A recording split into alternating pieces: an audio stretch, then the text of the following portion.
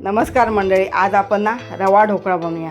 त्यासाठी मी एका बाउलमध्ये 1 वाटी रवा घेतला आहे, तेवढंच दही घेतलं आहे आणि चवीनुसार मीठ घेतलं आहे। नंतर हे सगळं मिश्रण मिक्स करायचं। त्या दह्यात रवा किती भिजतो तो बघायचा।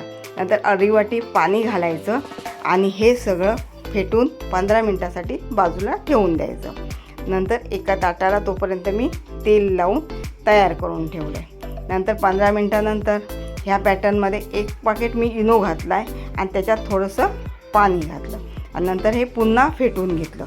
फेटल्यानंतर जे आपण तेल लावलेल्या ताटात हे मिश्रण ओतायचं आणि सेट करून घ्यायचं। तोपर्यंत मी गॅसवर एका भांड्यात पाणी गरम करत ठेवलेलं आणि नंतर हे ताट त्यात ठेवलं आणि 10 मिनटं मस्तपैकी वाफ काढून घेतली। 10 मिनटानंतर हे बाहेर काढायचं ताट आणि ते थंड होऊ द्यायचं। नंतर एका ताटात ते रवा ढोकळा काढून घ्यायचा।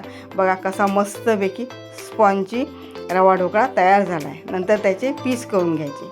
नंतर फोडणीसाठी मी एक भांडं घेतलं, त्यात मिरची घातली, जिरा, मोहरी आणि सफेद तीळ घातले।